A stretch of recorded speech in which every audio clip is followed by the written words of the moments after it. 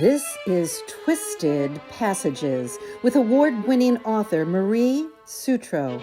Now, let's take a deep dive into the dark world of psychological thrillers and meet the authors who created them. Hello, and welcome to Twisted Passages. I'm your host, Marie Sutro, and today we have USA Today bestselling author Carlene O'Connor here to talk about her new release, Come Through Your Door. Welcome, Carlene. Thank you so much. I'm happy to be here. I am over the moon that you are here because you write stories set in one of my favorite places on earth, which is Ireland. And oh my goodness, this story absolutely blew me away from start to finish. But before I gush it all out, can you start listeners off with an overview of what the story is about? Absolutely. Even though it works really well as a standalone, it's the fourth book in my County Kerry series, which is a darker series, unlike my Irish Village, which are the cozies. It has a stalker theme. A murder happens that is very similar to something that happened a year prior in another part of Ireland. This series is set in Dingle, but there's a murder that happened in Kilkenny that's very similar to the stalking murder theme that goes on in this book. So part of it is trying to figure out who the stalker is the stalker and the killer the same person, and how could this relate to another character from a year ago that nobody in town has ever met. I say this sometimes that a story can grab you from the beginning. You grabbed me in that opening scene, and it was so insidious and absolutely brilliant. Oh my gosh, it was so well done. Thank you so much. Now, if we can just start off for a moment with the setting. I've been to Ireland, as I said, I love it. I love Kilkenny, adore everything about it. Can you talk a little bit about why you chose these two settings for the story and how you came up with this brilliant idea of two stories, two sides of the island, and how you brought it all together? When the series first started, I had been to Dingle, 4 years ago when the series started. I had been to Dingle, not for a great length of time, but the town made its impression on me. It's beautiful. It's right on the Atlantic Ocean. It's touristy. It's charming. And to me, having that dichotomy between charming and then mysterious, which obviously the weather and everything else in Ireland, the wild Atlantic way, I just thought it fit perfectly in with what I wanted to do. And knowing one of my main characters is a veterinarian, there's also lots of farms nearby outside of the Dingle town. So that's why I chose that. And honestly, when I planned a trip to research Come Through Your Door, the other town was going to be Waterford. But then as I started planning my itinerary, it just didn't really work. And Irish friends of mine had been raving about Kilkenny. And so at the last minute, I kind of changed it till Kilkenny and was able to visit. I went back to Dingle, and I went all over Ireland for a month, but Dingle and Kilkenny specifically for the book. It is an absolutely magical place. Anyone who hasn't been to Ireland has to put it on their list. For me, my first trip there, I started off in Dublin and then just drove down, and my first night was in Kilkenny, and I fell in love. I believe it's one of the best preserved or intact and still occupied medieval towns, correct, in Europe? Yeah, I know Kilmallock, that's inspired the Irish Village series. That's another walled town that still exists. But Kilkenny's much bigger. Yes, it's still very much a medieval city. It is amazing. The cathedral, even the castle and the river going through. I'm just amazingly beautiful. I was like, oh my goodness, I get to read a story set there. Yeah. Coming back to this story and how you crafted it, Dimpna, your veterinarian, she is so amazing. She's super strong. She's super empathetic, and she's evolving over time in this series. You've brought her to a place where she's letting go of certain characters who've been in other stories and growing relationships and adding new relationships. Yeah. How hard was it to, at this specific juncture, craft a story that was set on both sides of the island and decide, okay, who's my cast of characters here? Yeah. That part wasn't as hard as some of the other, plotting points for me. But honestly, and it was kind of last minute because my trip was all of September and the book was due January 1st. I think I got a little bit of an extension, but it really wasn't until my visit, feet on the ground and talking to a woman named Fidelis Foley. I said, I love your name. Can I use it in the book? And she's like, absolutely. So I was able to use Foley's Inn and her name in the book. And it really wasn't until then that some of the characters, not all of them, but some of them started to take shape. And Kilkenny obviously didn't come to life until I went to Kilkenny. And I was lucky to have an amazing Irish tour guide that it just was happenstance. My ex-Irish boyfriend's sister used to have a roommate who now lives in Germany, who has a cousin in Kilkenny, and she totally hooked us up. And this woman was wonderful. And we had so much fun going around. She picked me up the next day to bring me to more places. So a lot of it really wasn't until that trip that things solidified for me for not only the characters, but the plot as well. I always say, don't do spoilers. But there is reference in the story to a psychiatric hospital that used to exist. And in your notes, you did say that indeed this facility used to run in Kilkenny.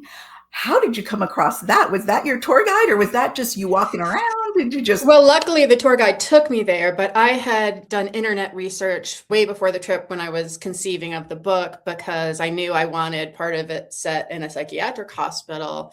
And immediately I wanted to see, did Ireland have any that fit the bill? And if not, I would just kind of make it up. But immediately this photograph came up of this sprawling 3-story dark limestone flanked by watchtowers psychiatric hospital.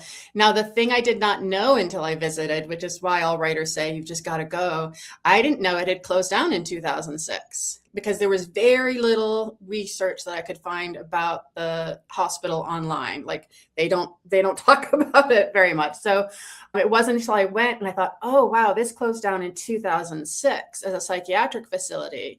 And now HSE, Health Services Ireland, they run it. They have, sometimes clinics or doctor's appointments there. So there is staff in the building. So when I learned that, then I had to change the plot a little bit so that some of the drama that I wanted to happen in the hospital was now something in the past. And it's amazing though, because by the time it was all plotted out, it feels like it was meant to be that way, from the beginning. And I guess that's just one of the mysterious parts about, creating a story. I love that was the backstory of how you created the story, because I have to say this was one of the most fun puzzles I have ever come across in my life. I was convinced it was this person, then I was convinced it was that person. Then I had this whole theory that maybe it was this and this person getting together to do that. And I went through it. I felt like Santa Claus. I was not just checking twice. I was checking 35 times.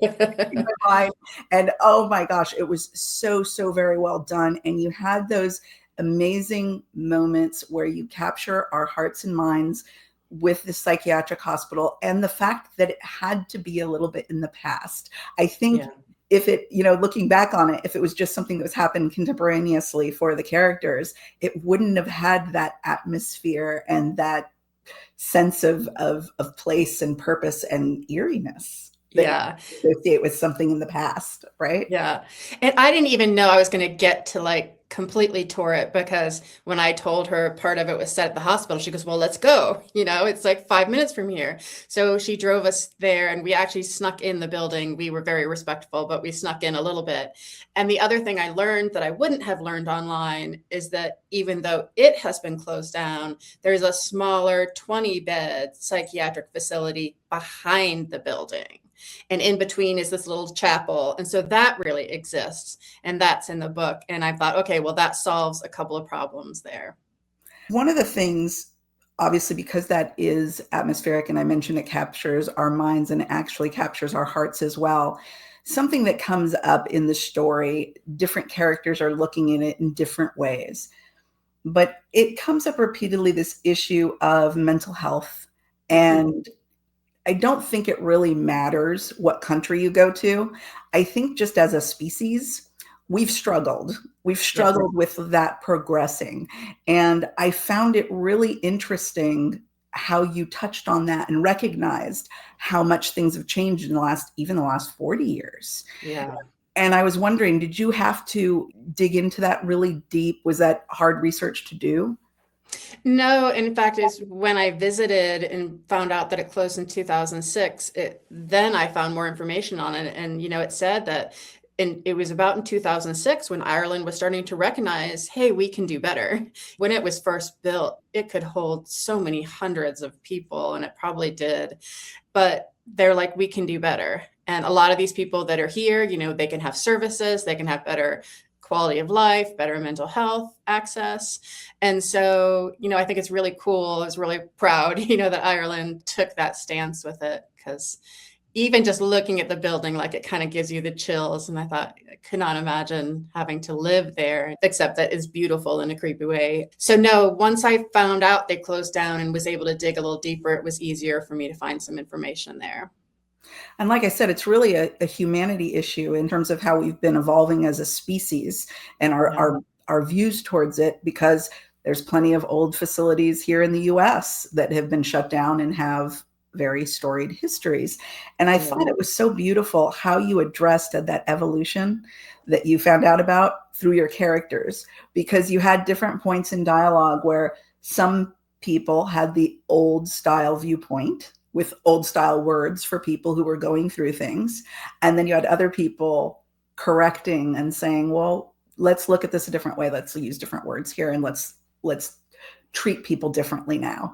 And I just loved that, because you made it real and you made it breathe through each of your characters. Oh, thank you. Yeah, because some of the characters work at the smaller 20-bed facility that's kind of like in the shadow of this looming Elizabethan 3-story building. So that was fun to play with, thinking about, in some ways you can think, now that I'm getting older, it's like 20 years seems like nothing at times. But then when you kind of really take a distance with things like this and you look, wow, the changes in 20 years have been profound. And now we've got new, younger staff that never experienced how things were 20 years ago. And then there are some staff members that have been there, 40, 50 years. And so they know both sides. They know what it was like back then and the changes up until now. It was absolutely beautiful. Like I said, the way you treated it and the way that you made us all aware of it, and made us have a moment to have that empathy for others and remind us that this is a journey that we're all on to understand how do we get there, and how do we get people what they need. So that was absolutely wonderful. Thank you. Thank you for that in the midst of the amazing puzzle and the heart beating and the thriller pace of it. It was so very good. One of the other things I wanted to ask you about was Dimna's mom. Maeve. She reads tarot. And I saw an interview with you where you talked about kind of a pivotal moment with this, I think it was this series coming on board, that you'd be writing a thriller series. Would you mind sharing that story? I thought that was so darn cool. I don't mind at all. I love it. So during the pandemic, when everybody else was baking bread, I'm just not much of a baker. I decided to take tarot card classes to learn myself. I've just always had an interest in them. And the teacher was so amazing. And whether you believe in tarot or not, he was so artistic. Like, he was an artist. Like, he would draw out the spreads. And I so admired him that I wanted to get a reading from him. And I was very lucky, because I'm one of the last people, now he just teaches. I'm one of the last people that he was doing private readings for. Like, you can't even sign up anymore. And it was really expensive. So there was a couple woo-woo things that happened. I said to the universe, I said, if I'm meant to have this reading, send me the money. And the very next day in the mail was a letter saying I wasn't claiming my condo exemption, that I could be owed thousands of dollars. And the reading wasn't thousands of dollars, but sure enough, I applied, and literally 3 days later, I had the money in my mailbox. So I had the reading. Now, at the time of the reading, this series was supposed to be another cozy series set in Ireland. And that's why there's a character who is a veterinarian, because I pitched it like a female James Harriet, who solves murder in her free time, like veterinarians do, right? And I had this tarot card reading. I did tell him I was writing 2 series set in Ireland, 2 mystery series. And he just kept saying, they're so different. Wow, they're so different. They're both really successful, but they're so different. Like, and I didn't argue. Who's going to argue with him? But in my head, I'm thinking, they're not so different. They're cozy mysteries, both set in Ireland. Like, okay, one's a veterinarian, the other one's a bistro, but how different, you know? It was the very next day that my editor called me. And actually, I kind of put on Facebook, I was doing practice tarot card readings and he wanted to get one. So we were talking on the phone anyway. And he said, oh, hey, by the way, we had a sales meeting about your new series yesterday. And Larissa, and she's my publicist, Larissa pointed out that several of your Irish Village that had starred reviews were darker, a little bit darker. And he said, what do you think if we go so different on this new series and you can go as dark as you like? It's not going to be a cozy. And first of all, I was thrilled. I really, as a writer, I was thrilled, but I was stunned. I was just absolutely stunned. He used the exact words that the tarot card reader had used. So the upshot of that is, I think, because he was right about that, and I had no clue, I would have argued till I was blue in the face. But because that happened, it took away some of my like absolute fear. Can I do this? Can I branch into a darker series? Will I be accepted for that? But when he kept saying they're so successful, it really gave me, I think, the energy I needed to write the first book, which was No Strangers Here. So I love that story too. It was so cool because there are those moments in life where things, and like you said, the word different being used, coming up, and then it all branching out like that. There are those moments in life that if you're paying attention, they don't happen all the time. But when they do, there's a little bell that rings inside. And just super cool. Super, super cool. And like I said, your forays into the darkness in this are so brilliant. And one of the things you did in this that you don't often see, I think this was the first time I had seen it in crime fiction, and I do not want to ruin it for anyone, but there is something that happens to Cormac. Cormac does something that is something he may get in trouble for. Okay, yes. Now you'll know what I'm referring to. Yeah. That was so darn brilliant. I don't think I've ever seen something quite like that before. And it was so good. And I feel for Cormac so much. I know, poor guy. You really just, you teed it up for him so well for him to walk into the situation. And I went back and I actually flipped back into the pages and I was like, well, it's not his fault. I know. Well, especially when murders happen in a small town, right? It's, it can be harder to get resources and, figure everything out. And, hey, mistakes happen. Mistakes happen. Exactly. One of the last little things that I saw, I think it was in your acknowledgments? And I just thought, oh my gosh, how cool. Because one of my favorite things about Ireland, there's a little pub like in Kong that we went to, just those little tiny places where you walk in and you don't feel like you come from somewhere across the pond. You feel like you've always been there. And you mentioned that there is a place in Dingle that has one of your books. I was so shocked. Yeah, Murphy's. And I just happened to be on a tour and they were all Americans and got into the what do you do? And I write murder mystery set in Ireland. And she goes, you didn't write Murder in an Irish Pub, did you? I said, yeah. I said, oh, did you read it? And wasn't surprised Americans read my books. And she said, no, I was just in Murphy's and Dingle and they had it on the shelf. Like she was just there before the tour.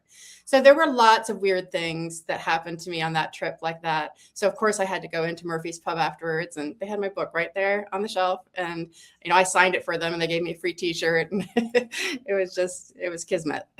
Now, was there a pint to go with it or? No, I ordered my drink before I told them because I didn't want them to think I was trying to get free drinks or anything. So, but I'm just glad you had a drink while you were there. That's what I'm glad about. Yes, absolutely. The next day I did a boat tour and different set of Americans and same thing. You didn't write Murder in an Irish Pub, did you? And there are 11 others to pick from, right? And I said, yeah. I said, did you see it in Murphy's? And she goes, no, we bought it before the trip. Now I feel like I'm going to have to go read the book in Dingle on my next trip because I'm going to feel left out otherwise. Yes. Well, the funny thing is that's not the series set in Dingle. And I do have a series set in Dingle, but they had the book that was set somewhere else. So life is funny. It is funny, but hey, obviously your work resonates, and for so many good reasons, because you really bring everything and then some, Carlene. I mean, you are just really, really so good at your craft. I appreciate that so much. I've been writing 21 years now, so it's fun to see all your experience get used. And to be able to probably look at it and explore the light and the dark. And Oh, yeah. as an artist, that's got to be a lot of fun. Oh, a lot of fun. Yeah. So what is coming next, Carlene? I'm currently writing the 5th book in the County Carey series. It's also due January 1st. It's called Bury the Wren. And Dingle has a tradition on St. Stephen's Day, which is the day after Christmas. They have a big parade. It's called the Wren Boy Parade. And they dress up in straw. And it's very eerie costumes, like conical straw hoods and straw dresses and green face paint. And it goes back to a, kind of a Celtic pagan myth of the wren. And that's all it goes into it in the book. But a wren boy, is found dead in the parade. And that happens relatively soon. So I feel like I can say that. And then in February, I have Murdered an Irish Session coming out. In December, I have a book called The Pub Across the Pond, which is not a mystery. I actually wrote that a long time ago, but they're under Mary Carter. Carlene O'Connor's a pen name, so giving that away. I wrote it as Mary Carter, and now that Carlene's so popular, they're bringing it back out with a new cover and the name Carlene O'Connor on it. And then pretty soon when I finish Bury the Wren, I'll be working on the 12th or 13th Irish Village. I'm losing count a little bit.